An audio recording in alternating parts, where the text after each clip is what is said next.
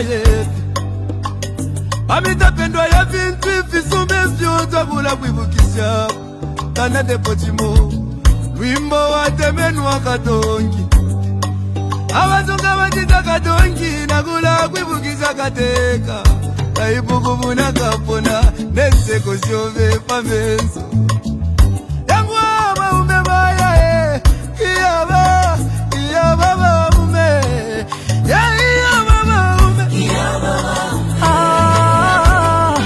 kateka wabantu iyaba baume twakulira lelo twakulira shikakukonke milimo shove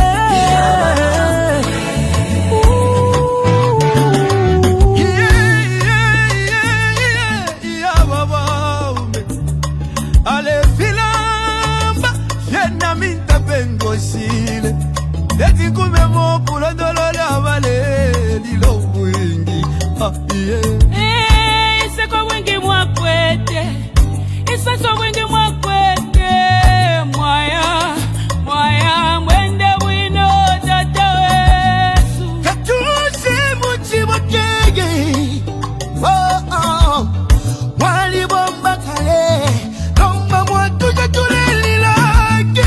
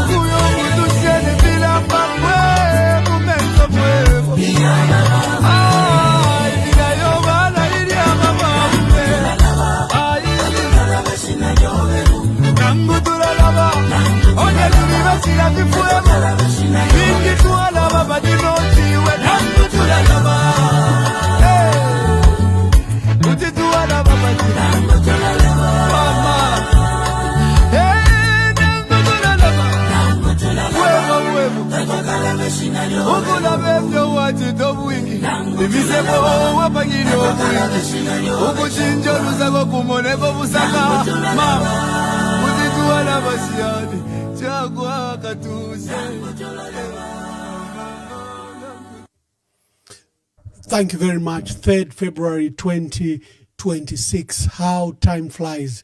We're in the new year and we're already going for February, and we're just, I think, under 90 days. We're going to have nominations for president for who will stand in 2026, because nominations will take place 3 months before the general elections. We will have elections on August 13th.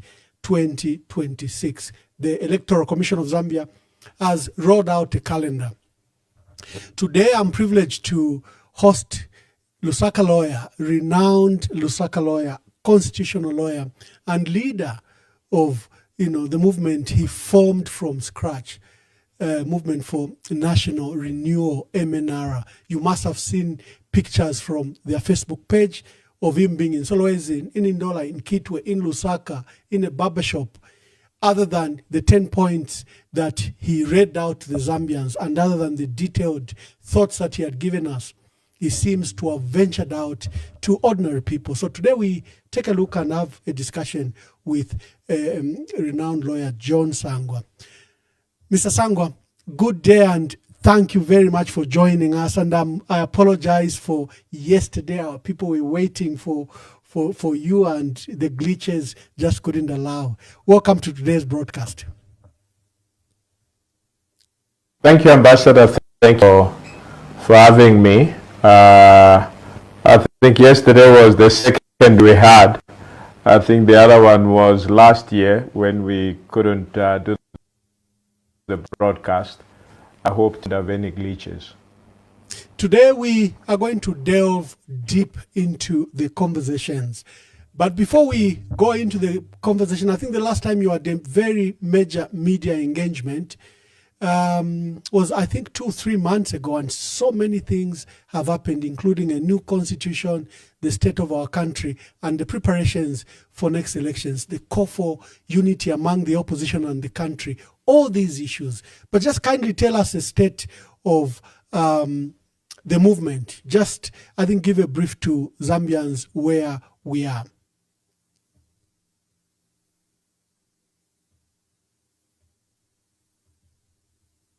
We still on target for ourselves of 1 million people signatures, essentially by 31st of December. And because of the technical glitches, like the ones we've just experienced, we didn't have a very robust platform on which we could receive these signatures. As a result, we had to extend that period to the 28th of February, which is this month, end of this. By the end of the month, we'll be able to assess where we stand and how far we've gone in realizing the target that we have set for ourselves. And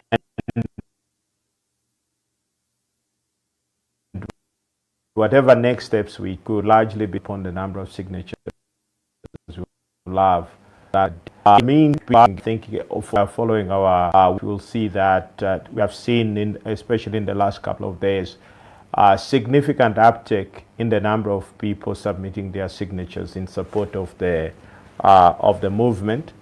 I think for the last couple of days we do have something like something between 10 and 15,000 people coming forward to support the movement and appending their signatures to what the movement stands for, basically endorsing the ideas of the movement stands for.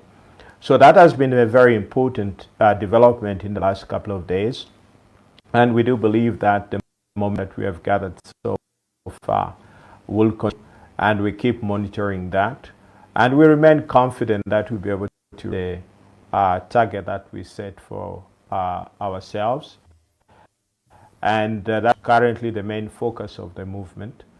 Of course, I've also had a chance to go and visit certain provinces, interact with certain people, and just experience firsthand the kind is experiencing. It's one thing to sit in Lusaka in the comfort of your office and pretend that you truly understand what the people are going through. It is another to spend a day in their lives to experience firsthand what they are going through. And that is what has been the main focus of the movement in the last couple of days. And we continue to focus on what we're doing, and everything that we do as a movement is largely dependent on what the outcome will be the 20th of February. State Council, when you set yourself a target of 1 million people, because I think you had clearly said you wanted to do things differently, you didn't want to form a political party like everyone has done, you wanted high civic engagement, you wanted Zambians to buy into your idea, and the target of 1 million was set. Looking back, don't you think that was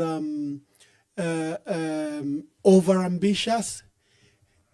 I say so because in our landscape, it looks like we have more people, our people don't belong to any political party or any movement, but they vote largely either sympathetically or by not registering as members of any political party. I think the last time there was some formal study done was in 2021, and the largest party at the time was the Patriotic Front, which had 400,000 members, followed by UPND, which had somewhere around 180 to 200,000 former members. So largely when you put together all the political parties in Zambia, they didn't even number beyond 800,000 membership.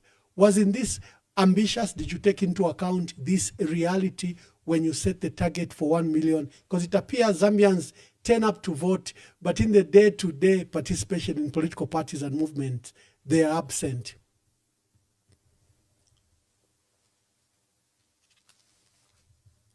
For the 1 million. Now, when you look at the 1 million, it represents less than 5% of the population. Our population is more than 20 million people. Now, the idea is that we started with the 10 points, and we said, are Zambians committed to these ideas? Now, again, we live in a democracy. You can't assume that your ideas are palatable to the people. A lot of people have jumped into this political arena.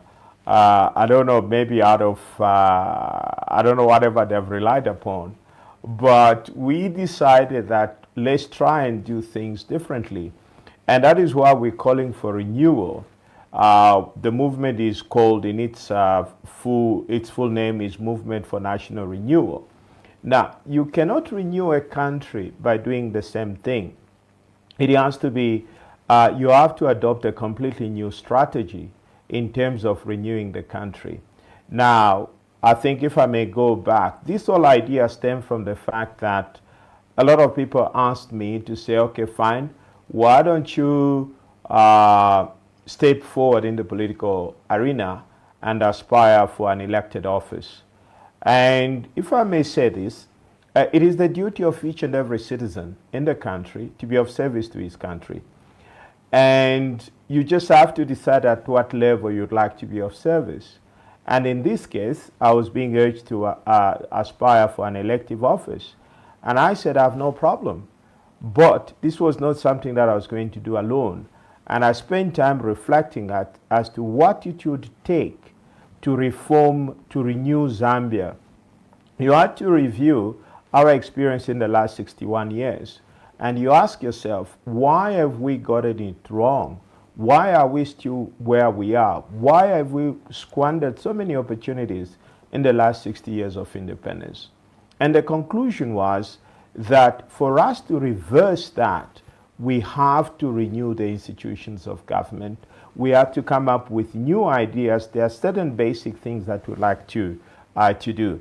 If I may put it in a different way, the conclusion at the end of this exercise was that you have to look at Zambia as you equate it to a soil. Now, if you have a soil, and if that soil is acidic, it doesn't matter what seed you plant in that soil, that seed will die. Now, that is exactly where Zambia is. The problem with Zambia that we are facing right now is not lack of ideas or lack of policies, but the environment is such that no single policy can actually thrive in this environment. Okay? That is why we continue reeling from one problem to another, one problem to another. And I've said this several times, and I'm sure Ambassador will agree. When you analyze Zambia in its totality, literally every sector of this country is not operating as it should. Okay? Then you have to understand what will it take to reform or to change the situation. And that is how we came up with those 10 points. Those 10 points constitute something that you need to apply to the Zambian situation, so that once, it's like you are trying to treat the soil, so that when you plant the seed can take root. Now, those 10 points, I think at our last interview, I read them out. And the conclusion was that unless Zambians can affirm these 10 points, there is nothing that we are going to do to transform this country. And that a renewal would require Zambians to commit themselves to these 10 points. That is the premise on which these 10 points were conceived.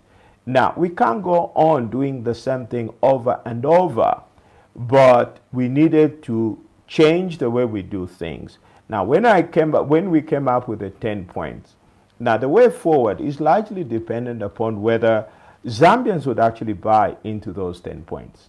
Now, if they don't buy into those 10 points, then that is actually a challenge. So there is basically a difference between focusing on the membership of the movement and the signatures. So what the purpose of this exercise is actually to get to establish whether citizens do indeed buy in the 10 points that we have talked about, and if at all the citizens believe that indeed Zambia needs a renewal. That is the premise of that 1 million. Now, once you accept that indeed Zambia needs renewal, and you have the 1 million is like the threshold, is the basic minimum that you need in order to be able to move forward. Now, if Zambians believe that, no, actually there is nothing wrong with Zambia, everything is okay, then what do? I mean, you have to respect that we live in a democracy. So really, there is no nexus between the 1 million and the membership of a political party, those two things as different. So that is the premise on which we founded these ideas. And I do not believe at all we were ambitious in our estimation. Yes. I think we are quite realistic. And at the end of the day, you have to put it to the Zambian people. Do you believe in these ideas? It shows respect for the Zambians. And then if they agree with that, we reach that number of 1 million, then we form a political party to actualize the ideas that people have bought into. That is basically the rationale of this entire exercise. And I know people have been, perhaps they are more brave than I am, who jump into forming a political party. And at the end of the day, you ask they are with you in that political party, and you find that they are all by themselves. Now, and my point has always been that, yes, I'm ready to serve, but I'm not going to do it alone. Okay? I need that 1 million as the base so that we work together of transforming the country.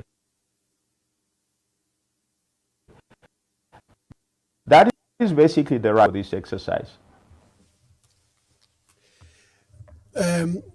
Council, the other week I hosted a Zambian national, celebrated Zambian national, who's based in Canada, Sangaputa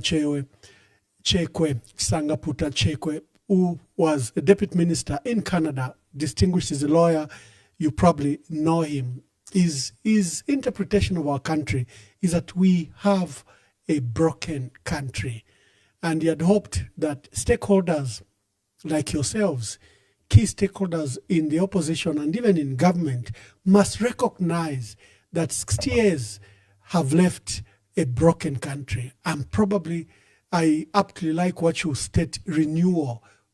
Others might use the word restore. Others might use innovate. Clearly, we are at a stage where we are broken. The last time you were here, there was an issue of Bill 7. Bill 7 is now law, despite what you warned us, despite what you alerted us that the Constitutional Court had thrown it out, that the process in Parliament was illegal, even if it were proceeded. We now have it as law. Many Zambians are wondering, where are we? So what does it mean? If the process was illegal, does the outcome become legal? Or now it forms part of the brokenness that we are talking about?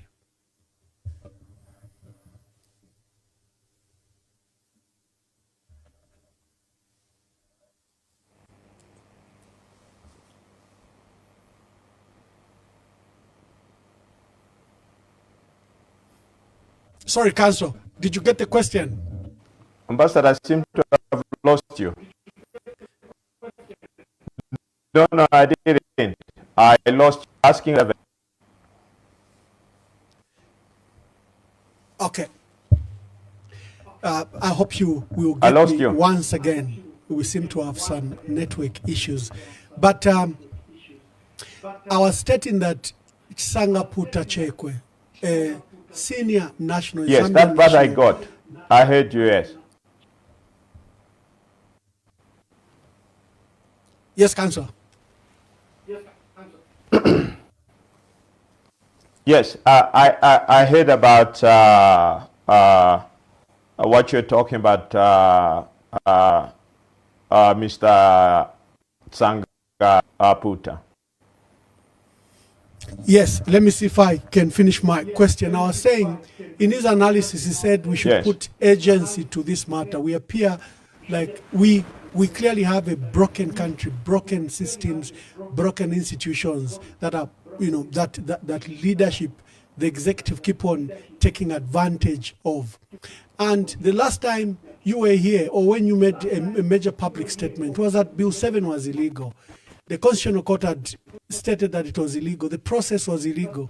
Now it is law. Does an illegal process birth a legal outcome? What are your thoughts about Bill 7 now, which is, Laws of Zambia number 13 of 2025? Yeah. Well, since the bill passed, it is now law. When is that they agree at the end of the law to respect it, and we have to abide it. By it, the Constitution right now, amended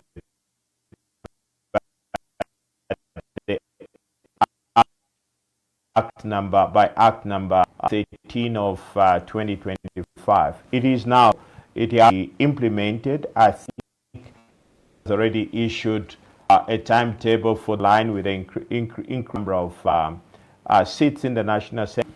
And I think there'll be several other pieces of legislation that will be formulated by the National Assembly to this that have been introduced by this amendment. So we are where we are, and the reason why is that there is a precedent that when an act of parliament is passed, it is legal unless the court rules out otherwise. That thing stands. There is nothing wrong. There is nothing that stops certain people from going to court to consider of number 13. That can still be done, but for now, 13 is law until and unless the court sets it aside. Lessons that can be gained, that can be gleaned from this particular experience. I know people are very devastated when the bill was passed, and the whole country was like in a state of mourning because it came like as a shock. Ordinarily, in an open, properly functioning democracy, it shouldn't have come as a shock because the MPs should have been known in advance. Okay, but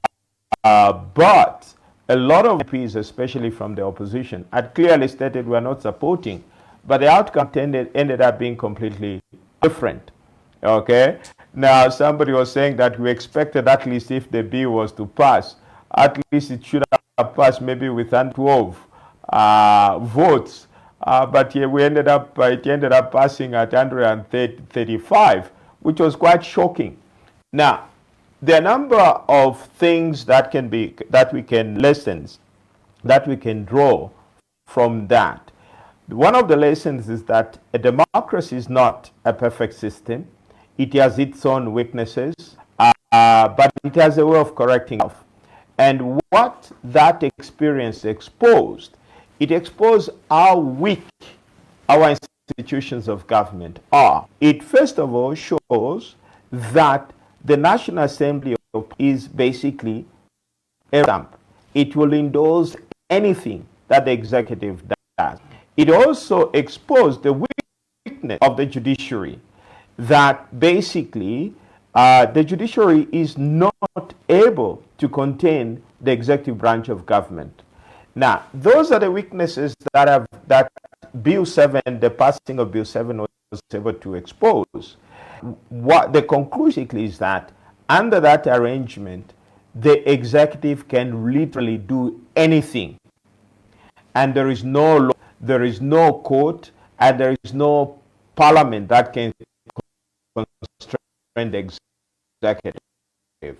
Now that's very bad state of affairs, and that is why we will renew that Zambia cannot continue on this path, especially when these changes are being effected months before the election. And that is why most people, although they have been passed, the question is, do the support of the people? The answer is no. And also, the bill was passed under a cloud of alleged corruption, that the members of parliament, especially those in opposition, actually were paid. Now, we have no proof of that, but those are allegations. But in a normal functioning democracy, there shouldn't be such allegations, because those members of parliament that were going to vote in favor of the bill, they should have stated their position well in advance. And they should have come out and explained to their constituents why they were going to vote in favor of Bill 7. And even after voting, few MPs that voted in actually come out to explain, to justify how to cast their votes in the manner they did. Now, all those are indicators of failure of our democracy. What it shows is that our democracy was tested and it did not deliver. Okay? So there are failures, and the failures can be attributed purely to human beings. It has nothing to do with the Constitution, but it has to do with the elected officials. Now, the election in August gives a chance to be able to revisit this as to what kind of MPs we to elect after August 2026. So there are lessons that can be gleaned from what we went through. And, well, other people have said it's bad, but I guess you learn from such shocks, and then you'll be able to find a way to correct those, to prevent such shocks later on. And that is why Zambia cannot continue on this path. Okay, this is a path to disaster. And Zambia is in a very, very bad state. Although people claim they throw around statistics and cook up success stories, you just need to go on the ground, interact with the real person on the ground, and they'll tell you there is in this country, and whatever success that is being preached, it's all a fiction. It's all a fiction. You know, these challenges. The question is, you know, I've argued it with various people, and I've said, you know what, if Zambia was a country, we would have liquidated it. But unfortunately, cannot liquidate a country, and no matter how messed up the country is, you have to try and do your best to correct those challenges. Unfortunately, that is where we are. Yeah, wonderful. A matter, Council, regarding opposition unity. Like we've said, everyone agrees the country is broken. The UPND were given a golden opportunity to repair this country. In fact, President Hakainde Hichilema came with the motto, he will fix it. He was Mr. Fix It. So there was a recognition, even as at 2021, the country was broken. But things are far worse. Poverty levels are far worse. Cost of living crisis, far worse. Price of everything, far worse. Load shedding, one of the worst load shedding in decades was experienced in the last 2.5 years. It has eased up already, like the exchange rate has eased up. But there is generally an agreement that the people we stated must fix it have failed. I think that's why people like you have even stepped up to attempt to help resolve and provide leadership for our country. So our people are looking to the alternative, to the Mr. Fix It, to the people that have failed to resolve the crisis of the country. And when they look at the opposition, they find a disunited opposition. For the last 1 year, and you've been on this program, the call has been, can you unite? Can you provide a single candidate? Can you, colleagues, form some form of alliance and come together and provide a unified candidate? What are your thoughts about unity? I want you to give you a lot of time on this matter. What are your thoughts? Probably you've even attended unity meetings, and you're going to attend more unity meetings. What do you make of all this? one, one or two. I'm not likely to more. And I think all those who are talking about nationality and so forth, I think they miss one point, which is that first of all, Zambia is a democracy, right? So anybody can wake up and decide that he wants to be president. You can't stop such a person. He meets the legal requirements, is perfectly at liberty to step forward. It is very clear every citizen has a duty to be of service to his country. Therefore, if anybody believes that he can actually be president, you can't stop such a person. And that is why I'm in dismay the kind of discourse that is going on about national unity and so forth. First of all, you can't force you can't. So it is up to the political actors, those that believe that there is need for such unity, to come together. But Ambassador, we know alliances have been created and broken in the process in this country. Nobody is asking why is it that the alliances don't work and have never worked in this country. Nobody is asking for that, answer that. The point to remember, I understand there is some conference, some groups to try and come up with a single candidate, and all those are interesting propositions. But there is one fundamental issue that everybody ignores. What is the legal framework which supports such initiatives? Okay? Ambassador, what is the legal framework that would support an alliance or whatever? Okay. I don't know about legal frameworks. You are the best person. If we trace the history of alliances, that's why. Yeah, if we trace the history of alliances, there was such a core. There was such a core in 1964. The two parties, Yes. UNIP and ANC, didn't come together.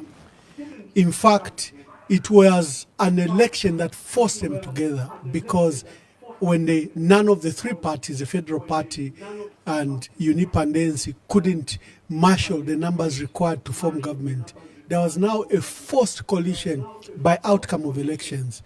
1991 was a bit unique and different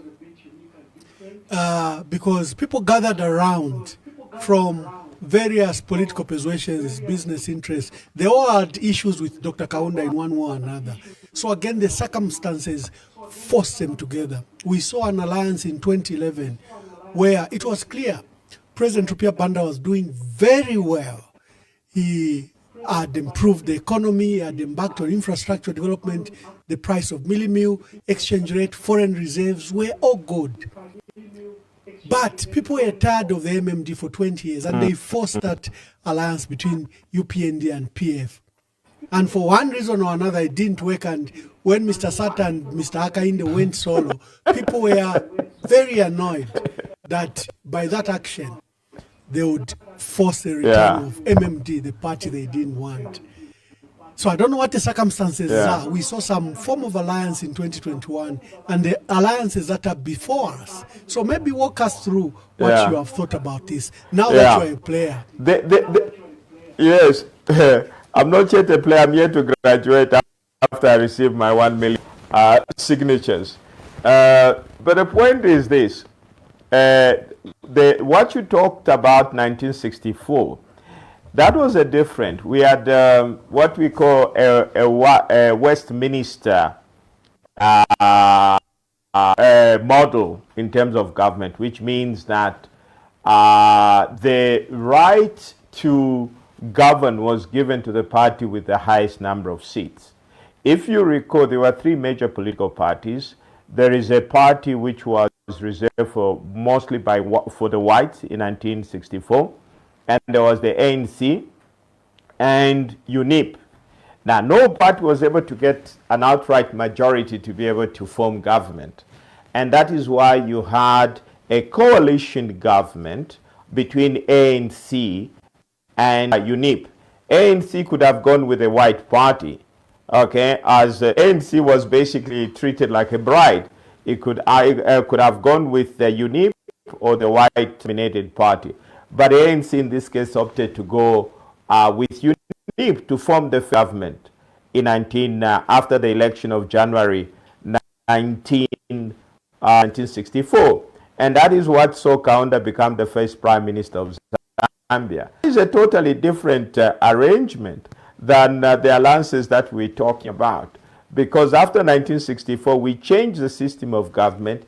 It became a presidential parliamentary system, which does not actually provide for alliances because the president is directly elected by the people. Okay, so that is one of the challenges that we face. But coming to the alliances that are being talked about, whatever you have seen so far in terms of alliances, these have been gentlemen's agreements. Okay, they have absolutely no legal force, and that is why they are abrogated willy-nilly, and they don't even last in the ink has dried. Okay, the reason for that is there is no legal framework to govern such arrangements. Now, I know people invariably make reference to the experience in Kenya where coalitions or alliances were created. But Kenya and Zambia are different, in the sense that in Kenya, soon after the enactment of the Constitution of 2010, they passed the Political Parties Act. It is that act which provides for guidelines on how political parties can go into an alliance. Okay? Now, under that act, the key political parties are supposed to enter into an agreement, which is called a coalition agreement, which is signed by the legally mandated people within the parties that are coming together as part of the alliance. Now, once that agreement is signed, it is now deposited with the registrar of political parties. It becomes a binding agreement. Okay? In the case of Zambia, and that is why that is still working, and that is why it is working, because there is a binding legal that is there. Now, to have such a legal framework, soon after the amendment of the Constitution in 2016, the government promulgated the Political Parties Bill in 2017. But that bill has never become law. Neither the PF nor the UPND have seen it wise to be able to enact such a law. Under that law, if you look at the bill, Ambassador, you have Section 24 provided for alliances to be created. Section 24 of the bill provides for the alliances to be created. 25 for police to make even these particular provisions. You cannot merge or you cannot have alliance that is inconsistent with the Constitution. Okay, that is the problem we have in Zambia. And if at all any alliance works, it will largely be an understanding between people, and such an understanding will have absolutely no legal effect, and it can be breached at any time. That is the reason why we're struggling with alliances. But if at all people are determined and they believe that there is need for an alliance, don't talk, go and implement it. Okay? But in all these things that I can tell you, a list of our worries, because one of the problems we have in this country is that we have very little regard or respect for the electorate. If the parties that are involved do not find a way to work together, it is not a problem. The voters will find a solution come August 2026. In fact, we saw it in the last election of 2021. We had about 15 or 16 political parties. In the end, the race was between two political parties. And we just saw the experience in Malawi. I think Malawi may have had nearly 20 political parties. And again, the entire election was between two political parties. So, in essence, if the political actors don't get their acts together, the people will do that for them. Okay? So, personally, I'm not worried about that. But also, there is another problem I have with this very idea of a coalition. Now, the essence of a coalition cannot be designed solely to a particular government in power. No, it shouldn't be. Okay? It's not talking about, say, okay, you come together, you form an alliance to remove the political party in power. Then what next? Okay. And this before, the political parties were advocating for independence. But there was no clear thought in terms of what was going to happen after independence. Okay? And that is what created problems. And before we knew it, the constitution was amended in 1969. And by 1972, which was basically 8 years later, we are under a one-party state. There was no clear thought as to what kind of policies were pursued after independence. The same challenge we had in 91. The 91 people came with the objective of removing Kaunda. We removed Kaunda, but nobody thought, no articulation of what to happen after removing Kaunda. Now, after MMD implemented those policies, people started complaining again.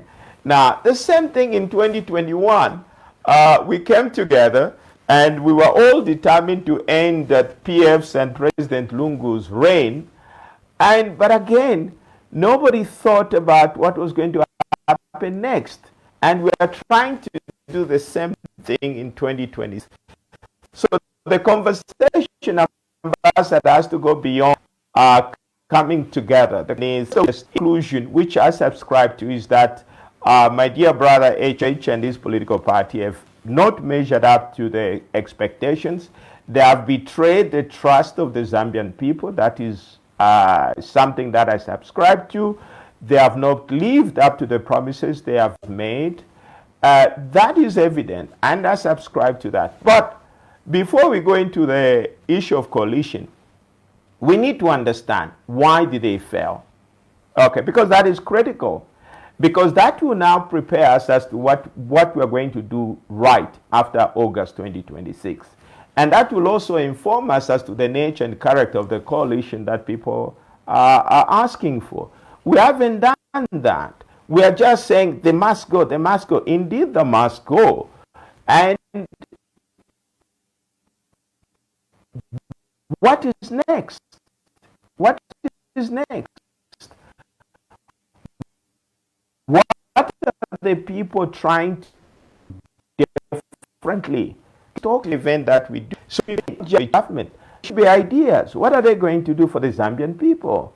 What kind of policy? What are they going to do? How are they going to address the general state of decay that we have in the country? I think those are the issues that we're talking about. The alliance should not be the sole objective of an alliance to remove a particular government in power and install another one, but it is about addressing the people. Ambassador, remember, a democracy is a government of the people, by the people, and for the people. Now, how feature into this discourse concerning us? Okay, they don't. You know, so these are issues we should be thinking about. And unfortunately for us, whatever, there is no doubt that it will be the following day, because there is largely no real legal framework. If it succeeds, it is largely a product of the current individual. Okay, the success of any alliance that is likely to emerge in the country will largely be dependent on the integrity and standing of the people that will be involved. And also, there's another problem that is present. Some people have come to me and said, we've been working with other people. I've said, I have no problem. but we have to be united in some principles and values. But the question, nobody talks about the principles and values that unite the people advocating for alliances. So you can't just have an alliance for the sake of an alliance. There has to be certain fundamental values and principles that should guide you. And one of the things I've said is, I will be able to work with anyone going to put first. Okay, for me, the country should set aside our personal ambitions and put the country first. It should be possible to find something workable. But under this murky situation, misgivings about this kind of discourse. Council, when you look at the results in Kasama, when you look at the results in Petauke and Chawama, they all point to the opposition winning the election. In Chawama, the opposition won by over 1,000, but combined, they had more votes. They had the runaway lead. If you look at Kasama results, the opposition the ruling party got 44%, and the opposition got over 55%. Clearly, the writing, like they say, is on the wall. It is good that there are people, for example, in both elections, taught us other reasons. For example, they just went for the two parties like you're arguing. In Petauke, in Chawama, and in Kasama, it became a two-horse race. It didn't matter how many participated. But when you look at the results again, the people that voted for the opposition were more by a large number than the ruling party. That provides a key and pathway to a practical win to a desperate people that want change. What do you say when you look at these results? Ambassador, I've seen people banding around these statistics. I know we have challenges. We always want to make ourselves feel nice. But first of all, these statistics are based on very okay. Nobody's talking about the actual voter turnout in Chawama and okay. The voter turnout in both constituencies is, I think, in both places, I think is less than 20%. Okay. Now, nobody's factoring in the 80%. Okay, in this discussion. Nobody's talking about the poor voter turnout. So it is very dangerous to draw conclusions based on those results and extrapolate them as indicators of how the general election is going to be. That's very dangerous. I don't subscribe to that. Secondly, there is also something that is omitted. When you're dealing with elections, the winner will be required to get just the winner will be the one that will come out with the majority. Okay, not the majority. If you beat simple majority, basically, you the persist. But people very well that when it comes to the presidential election, it is not first past the post. It is 50 plus 1. The people know, they are smart. Now, so you cannot extend the reasoning that because they voted this way in a parliamentary election, that will also be translated in a presidential election. No, that is completely unsound because the systems are totally different. In a parliamentary election, it's first past the post, and in a presidential by-election, you need a popular president. You need to get 50 plus 1. So for me, all these statistics, they don't mean anything. They do not speak to what is going to happen in August. You know, and all those, unfortunately, I don't agree, Ambassador, because a lot of variables are missing in that analysis. Okay? But, and also, let me say this, Ambassador. It is actually even premature begin to. You are telling me that it is 90 days before the filing of nominations. Ambassador, who knows what is going to happen between now and the time of nominations? Who knows?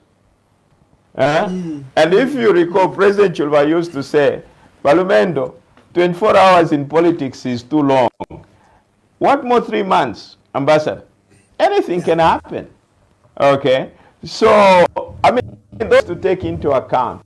In no way can we extrapolate what are the elections as the recipe of what is going to happen in the as an indicator as to what happened in the election come August. No, I just refuse such kind of reasoning and analysis. Council, like I said, as we go to elections, indeed, you are right about one thing, that one day is a long time in politics, dramatic changes. Who thought that would have a by-elections in Chawama, whose results will rearrange both the opposition and the ruling party? I think they had to shuffle and reshuffle their plans in light of that result. And we saw one of the largest campaign team that I've ever seen, where the UPND now camped in Kasama and ensured that they set up a camp at every of those polling stations, 218. They set up camp there to attempt to speak to each voter. And like you said, the variables are totally different in the national election. The SADC, the SADC team is in the country. Let me just, let me just speak to the issue of SADC because it's very important for me. Yeah, the SADC Advisory Council, SIAC, which is an advisory council to the leaders, which is important, especially in elections. You'll have an observer, electoral observer mission that comes. Then the advisory council comes in to ensure that next time you have elections, the elections are free, fair, credible, democratic. Why? Because SADC worries about the peace of countries. You have bad elections, you can lose the peace and security of the country. SIAC is in the country to primarily look at the concerns around 2016 elections and 2021 elections and what the proposals could be to the 2026 elections. And I hope that you'll be among the stakeholders that SADC will see. I personally wrote a letter to SADC alerting them that it's highly unlikely that Zambia will have a democratic, credible, free and fair elections. And I tabulated my fears, what's happening at the judiciary, what's happening at parliament, what's happening with the ECZ, what's happening with the register itself, and the lack of credibility to the register, and an array of issues. Freedom of expression, this new constitution, new cyber laws, our people are stifled. Do you see that we are going to have a free and fair elections? And if not, what can be done between now, you stakeholders, the concerns around ECZ, the concerns around cyber laws, and just the concerns even with the register itself? What are your thoughts? Well, obviously there are concerns, but the truth of the matter is that whether we like it or not, elections of August 2026. Instead of complaining, what we have to do is to be able to find ways and means to make sure that the election goes ahead in a manner that is free and fair. And that is why we spend quite a lot of time to try and fight one of the challenges that has arisen is the enactment of Bill 13.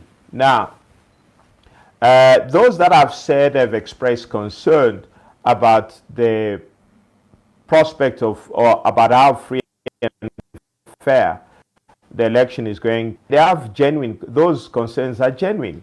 One of the things that I oppose, for example, which I've always opposed, I don't favor amendments to the Constitution, let alone months before the election. Okay? That is largely an attempt to try and shift the political landscape in favor of the ruling party.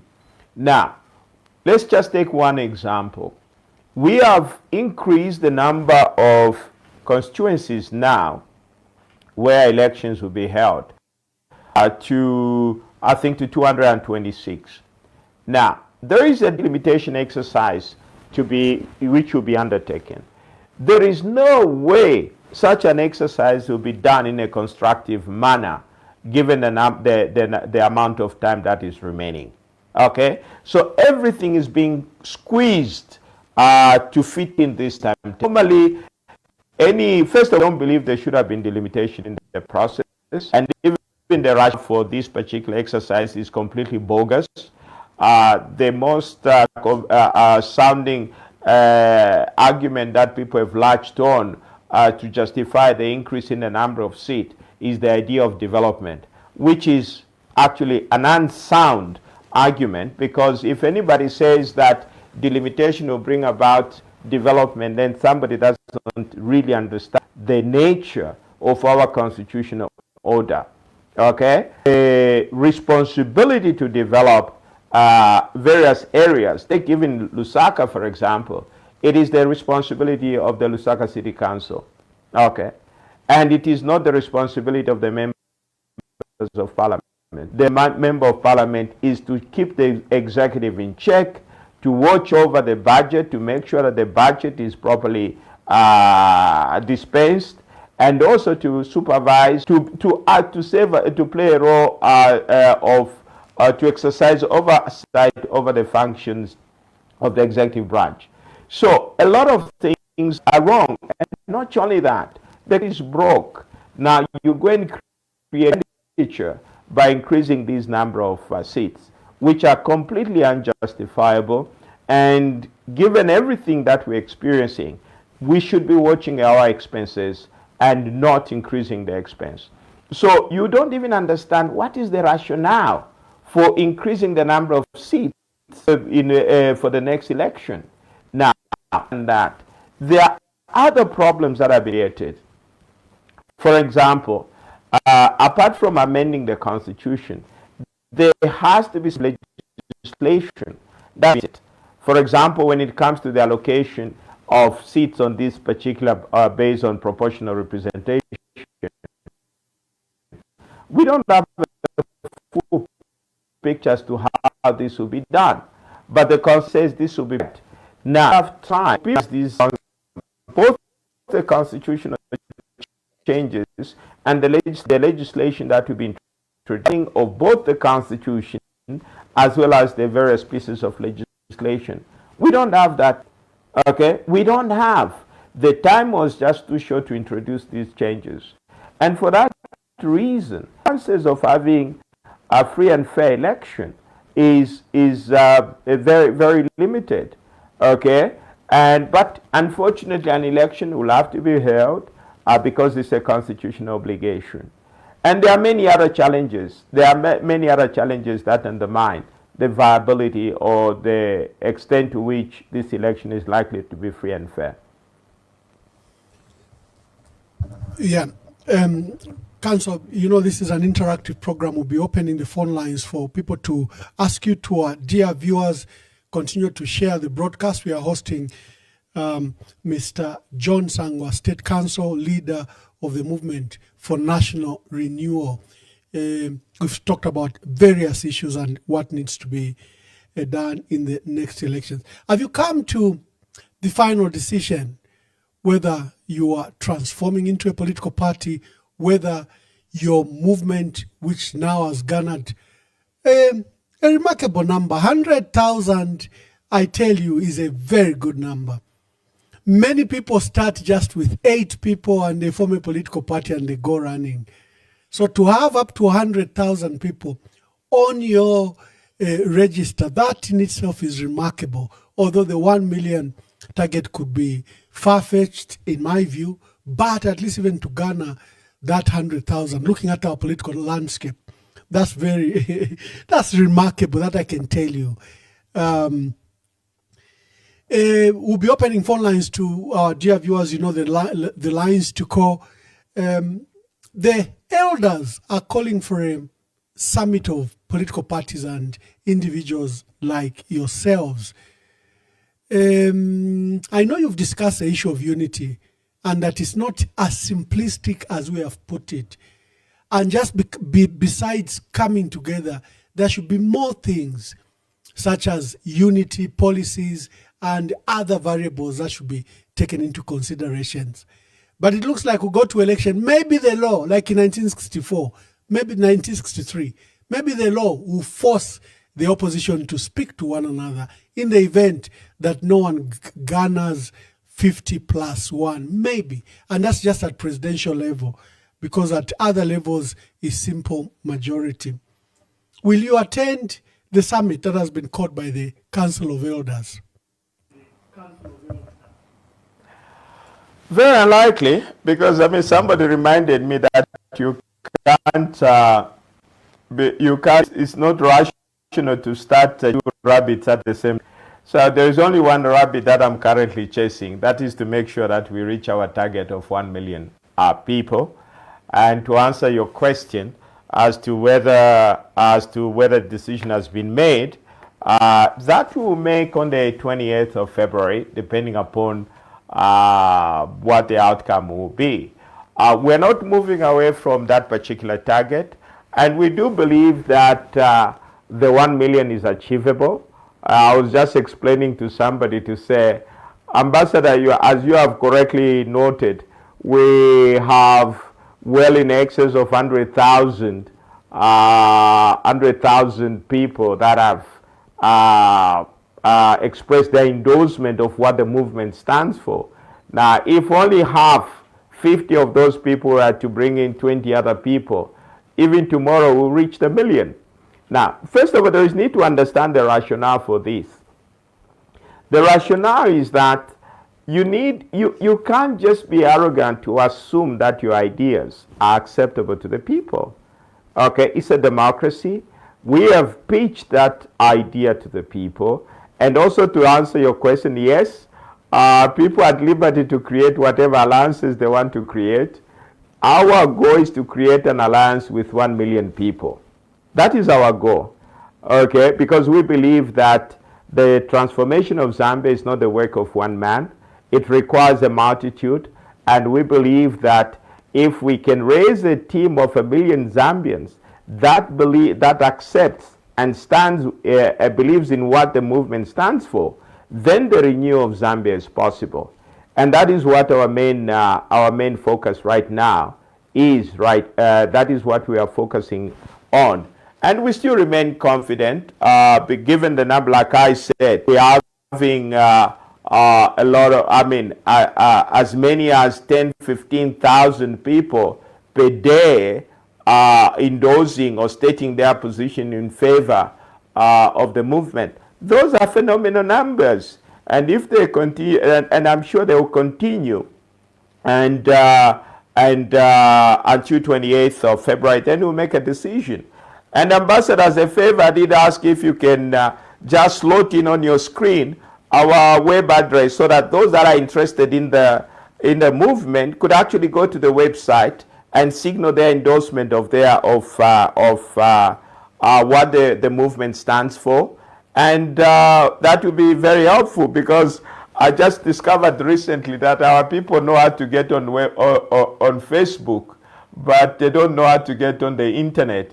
So that will be very, very helpful. Yeah, thank you very much. I will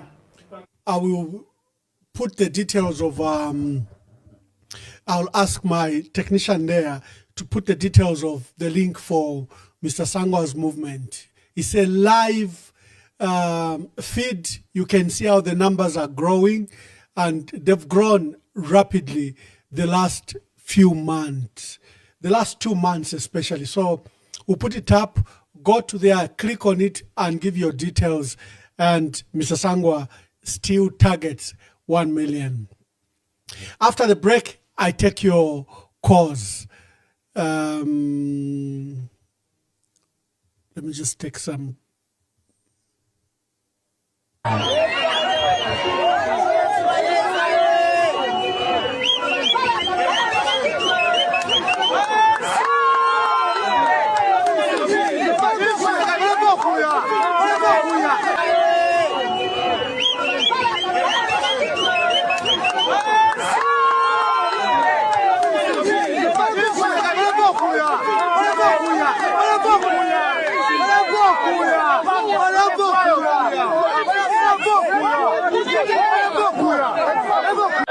amana anomazuva kumusadza unoyo akainde wanoyo no ebala musapota here support from southern province, but some people they have given up. When I go to southern province now, if someone from southern province can give up, are you telling me that someone from Osaka and Chingola can still love him? When you yourself who started loving him before these other provinces started loving him, you've given up. Some of them have, like me, have stopped loving him. Me and my family and other people, we've stopped loving him. Now you think if we can give up, I'm also Tonga, because when we are Tonga, no Tonga, many Tonga were full time. Hello, caller. Please tell us your name and where you're calling us from. We are hosting State Council John Sangwa. Thank you very much, Ambassador Mwamba. This is Sangwa Dan.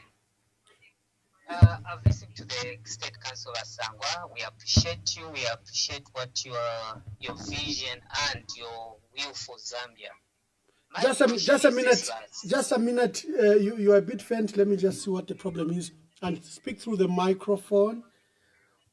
Okay. Okay. Yeah, that's better. Thank you. Can you get me? Yes. Okay, so I've followed Sangwa and I appreciate what he has contributed.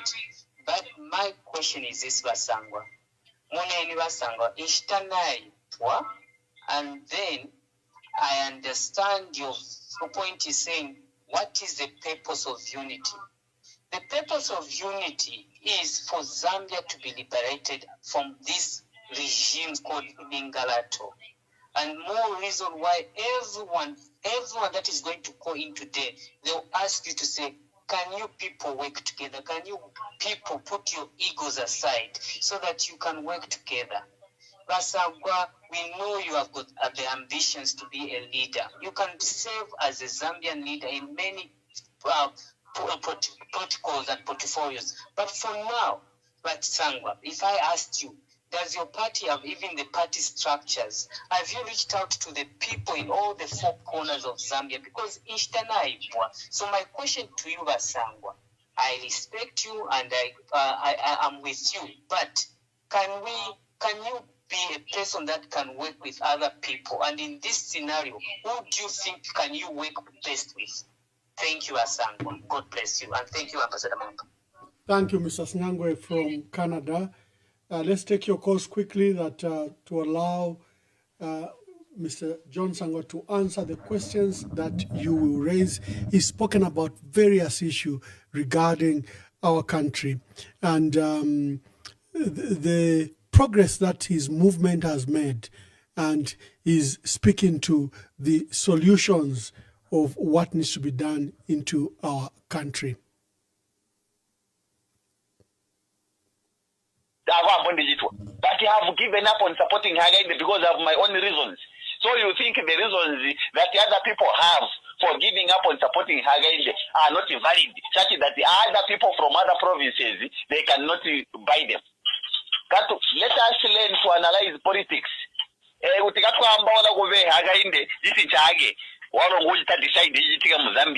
You must realize to say, Mudara, an election can be very disappointing. Let me just bring in Mr. Sangwa. I didn't realize my other phone was off, but Mr. Sangwa can answer that question as we sort the issue of... Mr. Sangwa, the issue of unity will not go away. The issue of unity will not go away. People are still urging you to please answer my brother, Mr. Sangwa from Canada. Yeah. Listen, I'm not against any form of unity. I've pointed out a number of factors. First of all, there is no existing legal framework that would support such an arrangement in the first place. So therefore, if it has to exist, it has to be a gentleman's agreement. Okay? Now, I've agreed upon certain things. Whatever is agreed upon is largely dependent on the integrity of the people that are parties to this agreement. And there is no mechanism of enforcing such an agreement, which I've pointed out. Secondly, I have said I am prepared to anyone that will put the country first, because that is most important.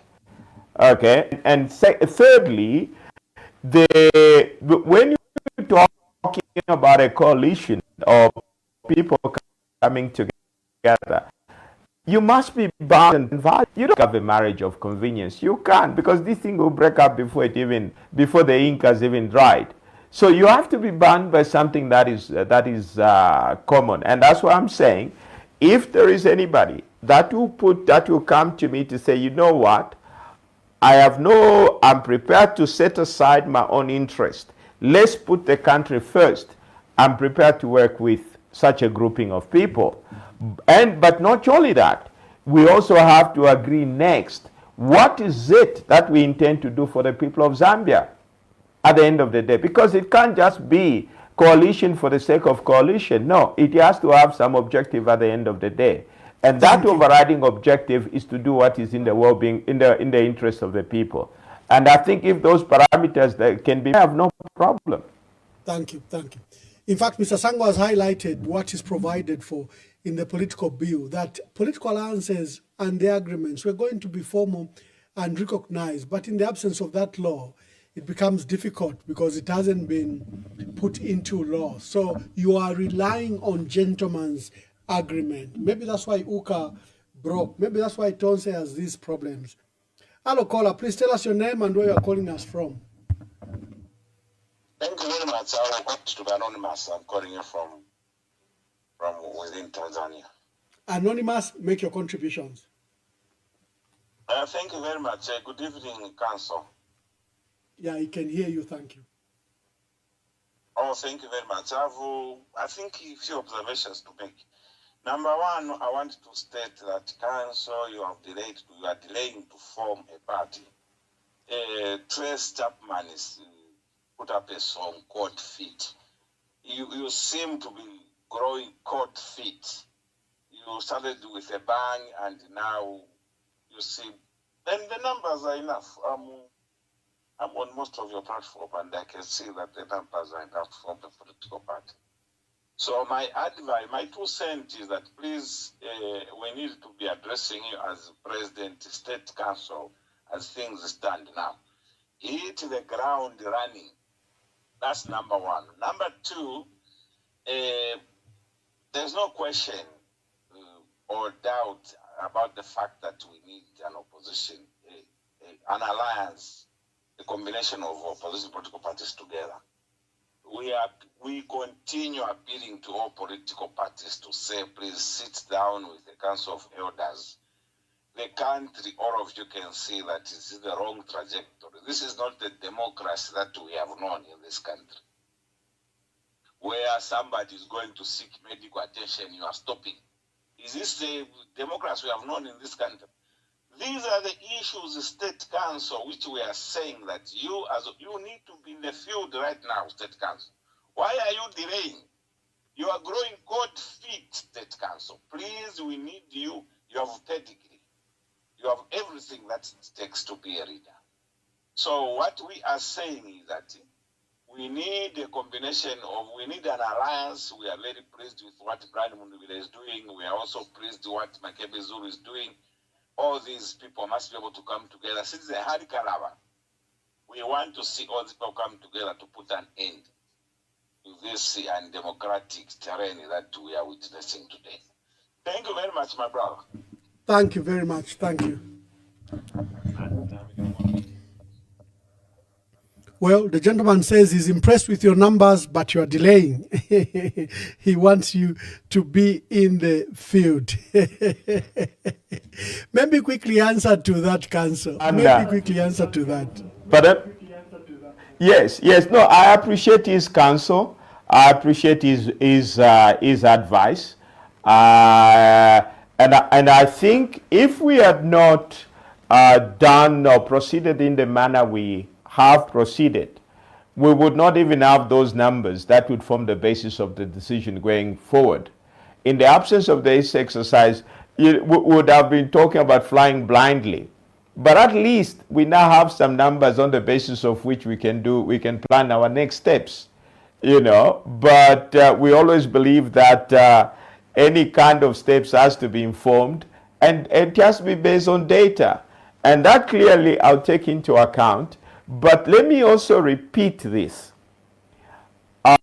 Whatever you're thinking about, you must remember that Zambia is a country that is driven by the Constitution.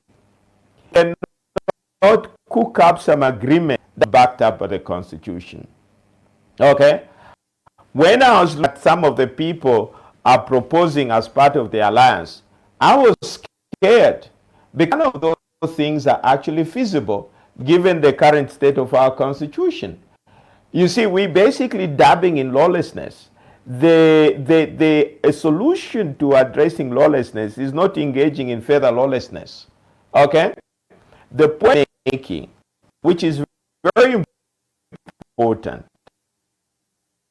and if somebody can have a solution around that, I'm only bottom line, whatever up as an ally major, it will have no legal basis in Zambia, at least based on the Constitution as it stands. It will have no basis. And as you have said, that explains partly why all previous attempts at alliances have failed. Because people have signed instruments, and before they know it, they walk away, and the agreement whatever they have doesn't mean anything.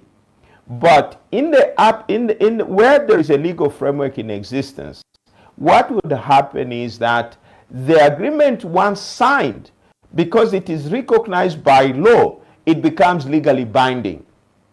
Okay? That is the difference. So those that are really committed to this cause, I have no problem. But you must these legal constraints. Okay? There is no way you can enter into some agreement which turns out to be illegal or unenforceable. Those are the challenges that we face.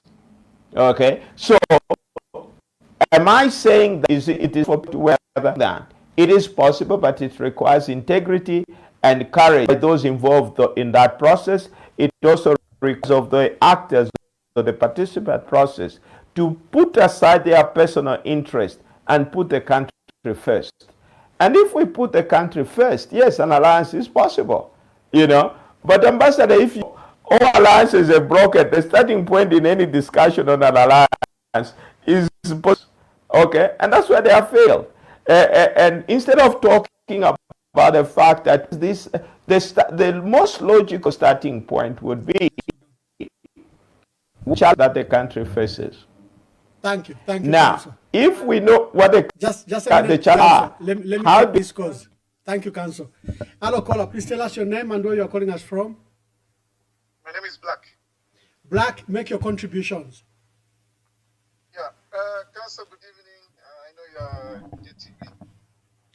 Yeah. So you're talking about the Constitution. Speak through the phone, my brother. You're far away. You sound distant. Can you hear me now? That's better. Oh, it's cut. Sorry. Please call us when you call. I've noticed when they're using Bluetooth or they're using speaker, somehow it becomes faint. Speak through the phone, and let's see if we can quickly call back so that we take his concern with council.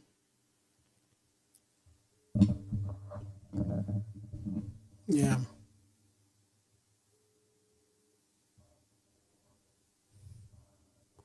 Okay. Just a minute, Council, so that we don't have to interrupt you. I want you to take this.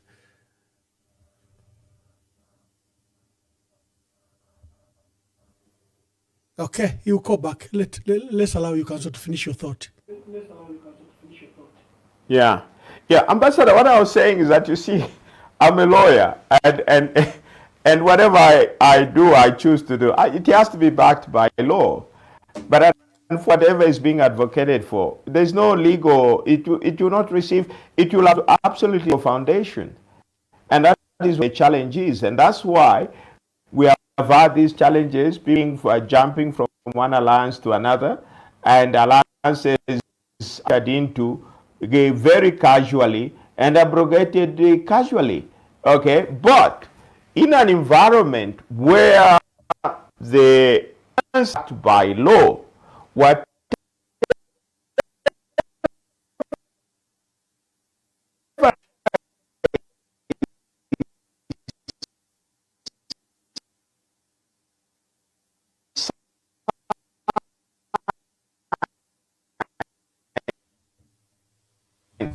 have such an arrangement, it's easy to say, let there be an alliance, but an alliance cannot exist in a vacuum.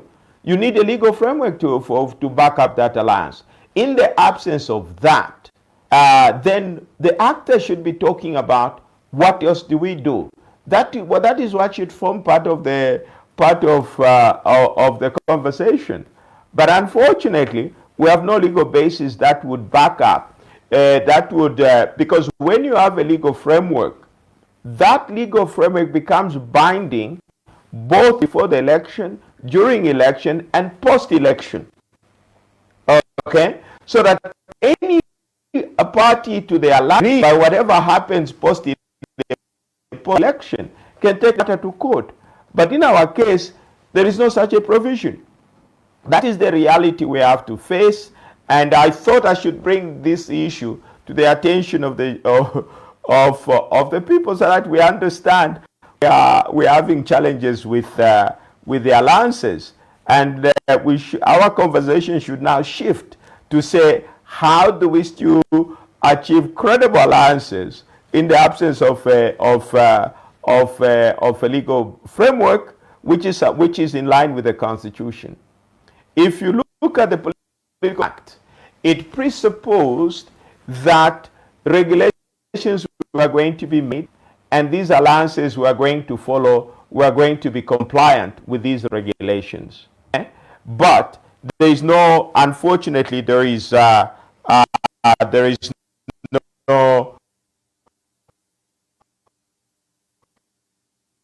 such ambassador of the political parties bill, which provides for alliances. It says a political party may form an alliance with two or more political parties. Political parties shall not form an alliance with another political party or political parties unless the alliance is in accordance with the Constitution, rules and procedures of the political parties. The decision to form an alliance shall be in writing and executed by the political authorized to execute agreements on behalf of the political parties. Okay, subsection 4, it says the governing body of each political party that intends to form an alliance under subsection 1 shall determine the constitution, rules, regulation, and principles which shall form the basis of the alliance, and sign the agreement. The alliance agreement signed under subsection 4 shall be deposited with the registrar within 21 days of signing of the agreement. So you have an elaborate legal framework. Now, unfortunately, this bill is not law. Therefore, even though you are calling for alliances, unfortunately, there is no legal framework to support such arrangements. Yeah, I think that is very insightful, that in the absence of a legal framework, maybe that's why, like I was stating, we saw the United Kwacha Alliance, we saw Tonse Alliance, we saw Zambia We Want become a political party. I think it's lack of this legal framework. Maybe it's something we haven't taken into consideration, that the issue of no, it hasn't been, and that is why, it hasn't been, and Ambassador, that is one of the main reasons why I agreed to appear on your program, so that I can share my thoughts on this particular issue. Okay, it's always very important when you embark on something to always ask yourself, what's the legal basis for what we're advocating for? Because Zambia is not a banana republic where somebody can just install whatever, put in place whatever they want to do. No, We are governed by laws. It's a country of laws. Yes, sometimes laws are not respected, but are still laws nonetheless. So these are the issues. Before you embark on anything, you must ask yourself, what is the legal basis? And unfortunately, people rush, like I've said, comparing the Kenyan situation to the Zambian situation. But unfortunately, the Kenyan situation and other countries, there is a legal framework in place. We had the opportunity in 2017, but we didn't do it, and we haven't done it. And that is why we're having these challenges, you know. Yes, yes, I think so. I think so. But we hope that somehow all of you will rise above the personal interest. We'll rely on your goodwill. We'll rely on your goodwill to see how the country could you, the leaders, could come together. Councillors, Yeah. I think there's an issue of solutions. You've always been solution based. You don't want to discuss the problems because you say we know the problems, we know the crisis. As I invite the next caller, I want you to begin to speak to the solutions after I take these calls that are coming in. Let me see if I can take the calls. Hello, caller. Yes, caller. His phone is just hanging. Hope he can call back. Please call. Don't begin to call when we've released Mr. Sangwa. Call now. Because I've seen my callers, they want at the last minute, then they want us to keep our guests for a long time now. Hello, caller. Please tell us your name and where you're calling us from. Evening, Ambassador. Good evening. Evening. Well, I'm calling from the UK. Ambassador, apologies. Just a minute. The team in Lusaka, quickly sort out that feedback. Yeah, yes, caller. Continue.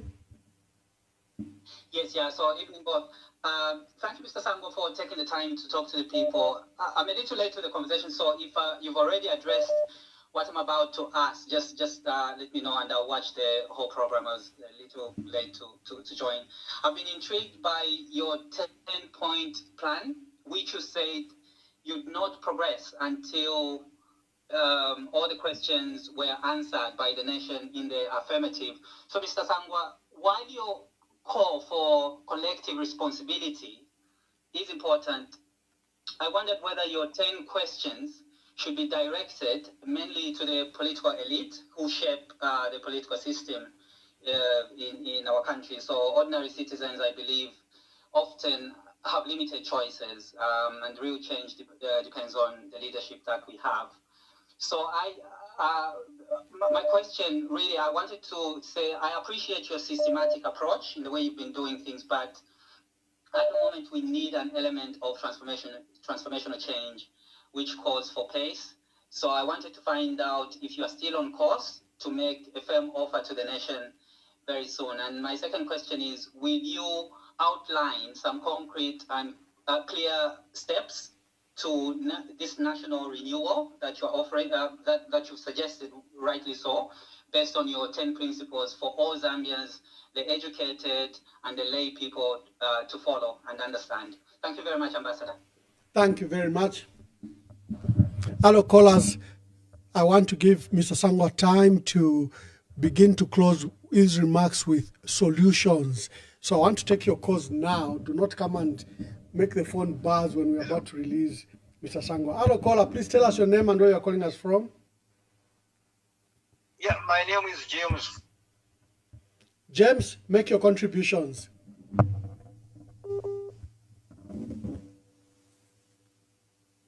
The network is poor for this caller. I hope you'll make it. Hello? Hello? Oh, we just have to cut him again. He doesn't have to have good network.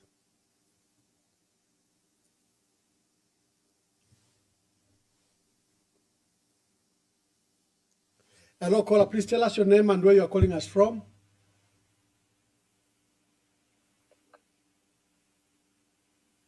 Hello, caller. Mr. Mamba, good evening. Good evening. Good evening, State Council. He can hear you. Thank you. We understand, State Council, your legal belief and also your legal background. But you know what I'm expecting to hear from you is I know it's not everything that have legal backup. Even the issue of coalition and the like, according to your explanation, they do not have that backup. But what best can you maybe move around or maneuver around so that you say to it that we come up with just one political party, you know, that will stand against the UPN. Otherwise, from the way things are, it becomes difficult to just remove the current ruling party. Can't you bend a bit? That's my question. Can't you bend a bit? Or can't you come up with something that same legal backup or gentleman's agreement so that you just move into this coalition? Thank you, Mr. Mwamba. Thank you very much. Thank you. He's calling for speed and for you to form a political party. And that is another matter of concern, the forming of a political party. This caller has written a text. He says, I'm failing to go through. I don't know what it is that's happening in Zambia, but he says he's failing to go through. But this is what he has written. He says, you hosted Mr. Copeland, and just to change the names on the register, the office bearers, it took him 1 year. And then we have seen other people on your program who have come and they've said it's been difficult to form political parties. Others are saying 1 year, 2 years. Will Mr. Sangwa, when he decides to form a political party, will they allow him to form a political party before we go for nominations and elections? I think this also calls to speed. They are now worried that there are elements that are outside your control, such as the registration of a political party. Won't you be late in the event that you decided to form a political party? You can answer those. That we have taken, yes, we have taken those.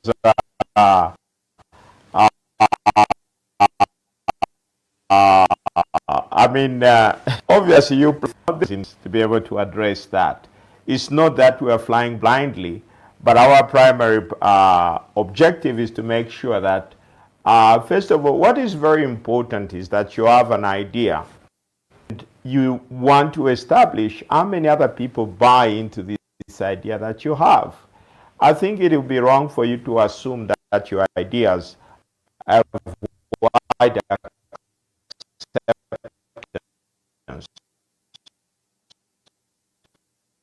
There has to be a test of ideas. What is important of the people? Like I said, I'm sticking commitment. I'm prepared to serve this starting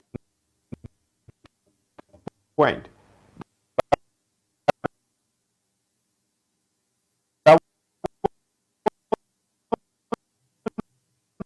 Do it alone. I'm not going to do it.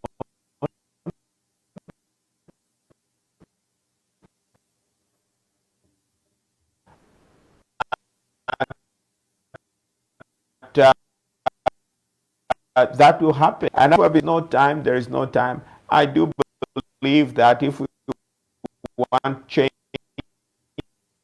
so badly, and we want this issue to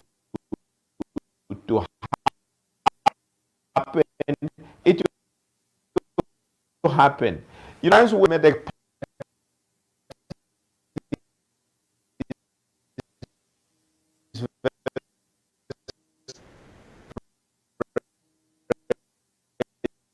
president, member of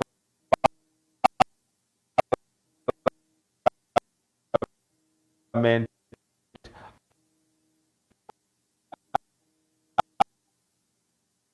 or council to us, because you I mean, ambassador, how many political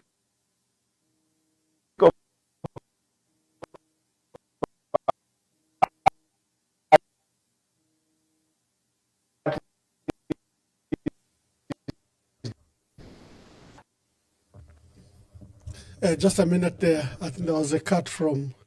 There's a cut from cut of network. I think I couldn't get State Council Sangwa.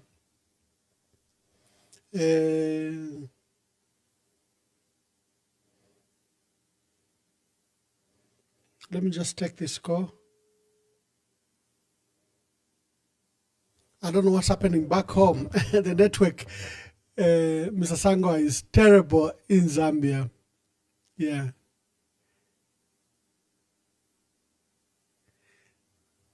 Just a minute, just a minute.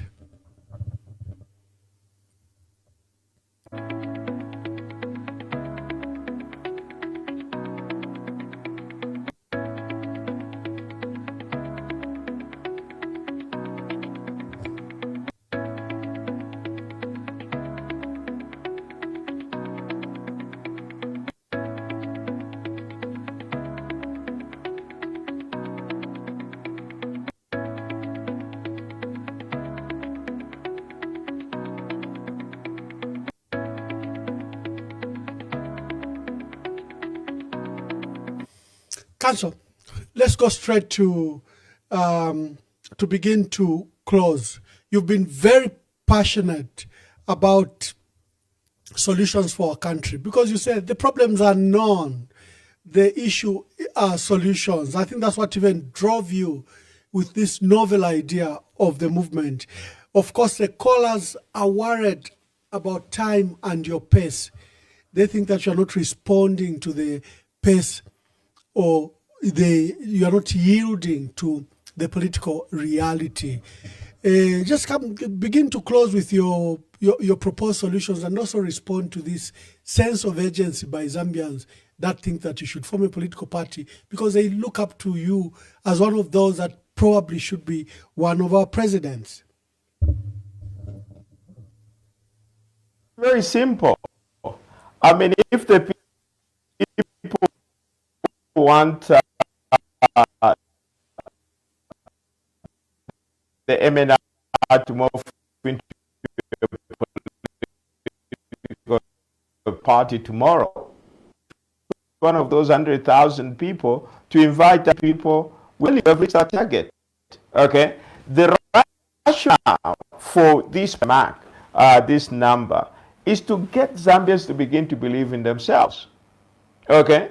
And to accept the fact that the future of Zambia lies in the hands of Zambians. And that no one else will come and solve the Zambians. No. Zambian problems can only be solved by Zambians. And Zambians need to step forward so that we join hands in addressing changes. I can't do it. I can't. I'm not brave enough to tell you that I'll fix it. No, there is nothing I can on my own. But together, so much that we can accomplish together. So there is so much to achieve when we elect to work together. All those people who would like to move, it can happen tomorrow. It can happen tomorrow. Just step forward and be counted. Okay? We are in this together, and I cannot do it alone. And I don't want to form a political party alone. Form a political party with 1 million Zambians. That is the goal. And I believe that with that kind of number, we can achieve a lot. Now, Ambassador, you talked about the challenges that the country faces. I mean, those 10 points, I'm looking at them as what is required to treat the country. The current situation, I stated it previously. There is no policy that can in this country. There's no policy. Because what we're doing, we're treating the symptoms. We're treating the symptoms. We're not addressing the problems. And if I may just say the fact that you cannot address a problem you have identified it and you know what the cause is. Now, for every problem that you're talking about, Ambassador, that this country faces, there's a broken institution behind it. There's a broken institution. I mean, on the last trip that I made to the Copper Belt, somebody asked me to say, but corruption is a problem. And I say, yes, it's impossible to address corruption. And I'm saying, no, it's not impossible. It's actually very simple to address corruption. So what do you mean? Very simple. Ambassador, research on that those involved in corruption, they are prepared to go to jail, but are not prepared to lose the, whatever they have obtained, the proceeds of the corruption. Now, very simple. Oh, what we have to do if we are serious as Zambians in fighting corruption, pass a law, change a law, and impose a life sentence by the convicted of corruption. And you also make sure that you recover everything that was stolen or that was procured through that corruptive practice. Very simple. And that can overnight. And that is the way to address corruption. There is no way somebody gets involved in corruption and then you sentence him to 6 years or 5 years or 4 years. Okay, if those years are commuted, they'll save 3, 4 years, they'll come out and still enjoy the money. The idea should be to impose very, very stiff punishment to make sure that it serves as a deterrent. Okay, make sure that I can't imagine anybody getting involved in corruption if he knows that if convicted to jail for life. And that is the way, if you are serious about fighting corruption, that is what we should be talking about. You see, any other discussion about concerning that is not a serious discussion. So exist. What is the political will to be able to implement those solutions? Okay. Now, the beauty of an election ambassador, opportunity to get, once you have given a mandate, elected, you are given 5 years. And that 5 years, you are up you. And if you didn't perform, you should be thrown out and another person brought in to be able to do that which the people would like to see happen. So, given the challenge that we have had in the last 5 years, what we should be able to do is to get prepared and use 13th August as an opportunity to reset. And it also goes to there's another point that we should also acknowledge that the starting point to the renewal of the country starts with the people we elect. Now, very rare to actually look at the character of the individual. It's a question of casting a vote. I mean, what is the character of the person that we're electing? So that kind of questioning should be exercised in relation to the candidate standing for the president, the standing for the position of members of parliament. We need to know the people that we are electing. What are their values? What are their principles? Okay? Because if you elect somebody who is a thief, he's going to steal. That will be his first order of business. Okay? If a man has never stolen in his life, it's not like that he's going to steal once you put him in the office.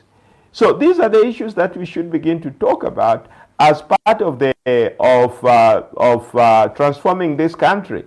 So the election in August is very consequential. It is a very important election because it gives us the opportunity to reset the button and be able to put the country in a different direction. But that starts with us making sure that we elect people country first, people that will put aside their own personal interest service to the people. Oh, thank you very much. For those that are looking to register with Mr. Sangwa's political movement, the Movement for National Renewal, I'll put the link that takes you to the website. It's a live website where you can register. I can see in the comments people are saying, provide the link, provide the link. So I will provide it after this. Mr. Sangwa, we hope to host you after 28th when you make that final decision, whatever decision that it will be. Zambians are looking forward to your leadership, to you joining the forces and your other colleagues in the field, and they hope that it will not be too late. But I hope that when you make that decision, we'll be there to air it and interpret it. So what are your last words before we close?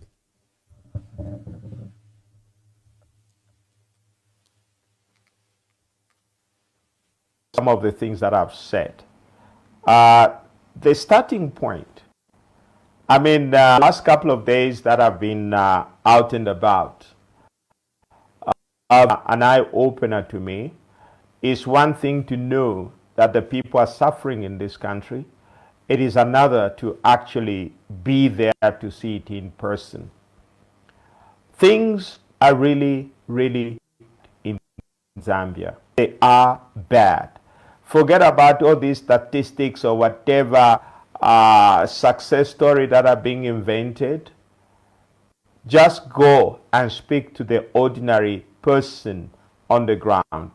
I was in Mufulira, in my hometown Mufulira, over the weekend, and I heard some very, very sad stories where I was made to believe that some people are living off mangoes. That is all what they're eating. That is what is happening. And this is very sad for a country that has so much in terms of natural resources to have people living in that kind of situation. But we cannot give up. We cannot give up. We have to continue. No matter how messed up the situation is, I do believe that when we come together, we work together, it is possible to transform this country. That is the very reason why I left my practice in October to come and join hands with Zambians so that together we can transform this country. It is one thing, we have to develop the spirit to be able to care about how the next person next to me is living, whether they have a meal or whether they don't have a meal. We shouldn't just be interested in the fact that, well, as long as I have a meal, it doesn't matter that the person next to me doesn't have a meal. No, that is not who we are, and that is not the kind of people that we should be. We should be able to care for one another. And I do believe that we still remain hopeful. We have the ability to turn around this country. It is possible to turn around this country and ensure that every Zambian has a smile on the face. That is something that we should all strive for. Ambassador, thank you for this opportunity. Thank you very much, State Council. Thank you, and good day. Indeed, he has sacrificed. He has left his practice to join politics and is mobilizing up to 1 million people. He's done a good job under 2 months. He has gathered 100,000 people. I think that's a remarkable number in my view. I just gave you the statistics that the PF was the largest political party in 2021, and the numbers were around 400,000. The UPND was second, somewhere around 180. He has done it 100,000 in 2 months. He's still hopeful that he can get more numbers. Like they say, when you look at a plate of breakfast, the chicken is involved, but the pig is committed. Why? Because the chicken just lay an egg and moved on. But the pig, the bacon you see, it had to lose its life. So will you be committed to our country? Are you just involved with the issues of our country? Or will you be like the pig, be committed? God bless you, and we will speak to you tomorrow. We have a special guest tomorrow, and we will join us as we discuss the various issues affecting our country. Inception from 2021, I know the time our government increased the disbursement and the amount of CDF in each constituencies, what development committees, CDF committees have been submitting projects. And I know that projects submitted in each year are fully budgeted for. But Chairman, is it true that all the projects that our communities, our development committees, the PDCC has been submitting, been done? If not, have we done an audit? Just recently I was going through from the list a number of projects that were supposed to be implemented like in our own districts, but which are not. Do we have the money meant for such projects? Who are the enforcers to countercheck on these councils? We've just noticed that when it comes to procurement of vehicles, workshops, travelings, school for our employees, it is done there and then. when it comes to just implementation of community projects, up to date with projects which were approved in 2021. If you just do a thorough investigation, you find that most of the projects in these constituencies have not been done, even regardless of them being funded and budgeted for. Who are the reinforcers to check on these councils? There's too much mismanagement in our councils. I think this is the right time that we need to speak as a people of Northwestern. Our only hope as a people of Northwestern is in this government, the UPN. And I'll be straight on point. There will be no any other government where I will complain to say, I think here we need a road, here we need a better school, because they will tell us to say, you had your own son, you had your own cousin, who was a president. Why didn't you complain? Colleagues, help us to manage these resources diligently, according to the expectation of the people.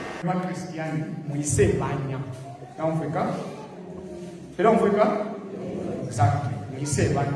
Number one.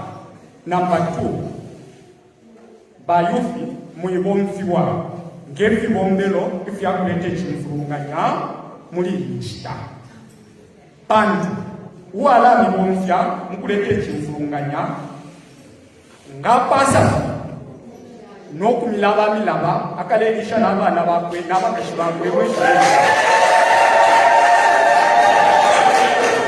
so balichi muibomfiwa ngefi bombelo fya chifunganya muibomfiwa na mfe kuli ulifye onse tekwesha ukubomfiwa pandu ukabomfiwa ukekatwa ukakakwa ukalabo laweka muchifungo we nali na free. Hello. Exactly. Don't allow to be used as a tool to perpetrate violence. No. But bomfishweni ngefi bombelo ifyakulete echibote kena namisuminisha fira mfukani na mwabomfishwa ngefi bombelo fyakulete echibote 100%. No mbanga mwabomfishwa ngefi bombelo fyakuleta mpasa se wakansa Dave fira mfukani Elio, do your best. Saleni fie mukulingana n'obufwalo saleni ukulingana n'obufwalo bomfye nyamano yenu mukusala muibomfya ifyo mwala pelwa na ngofo mukapelwa na ngofo mwapelwa. No, use your conscience to choose wisely. We want change! We want change! We want change! We want change! We want a change!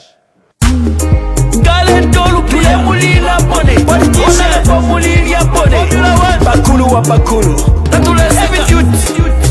The sound magician. Wi-Fi on the beat, boy. Twakupele voting atawa bomba e. Twakupele voting atawa bomba e. Tawali mone voting atawa bomba e. Tawali mone voting atawa bomba e. Paduno mwaka kuya bebele. Twanakane mwe mwachira mobufi kuya bebele. Twamwele numa kuya bebele. Mwachira mobufi walitula ile ona lebwa timukesa tupangira kwemisebo. Wali mipele nevoti ati mukesa tupangira kwemisebo. Nimwewo mwachile mukesa tupulila nechipatala ifwe. Nimwewo mwachile mukesa tupulila na masukulu kuno. Ukutula potwa misalila ifwe. Mwalitula baona lebo imisebo ala ya jonaika. Ichipatala takwaba kuno. Abana besu basambilila mufimuti fya mango. Bana mayo mapapira mungande zipatala takwaba kuno. Imisepila chose mbalo fwa bapepa tebange. Fama lelilo mufunda tawafika nembuto tashafika. Ukutula potwa misalila ifwe. Mwalitula baona lebo nombalelo mwabwela imwe. Mulefwa ya tumivotere. Twakupele voting atawa bomba e.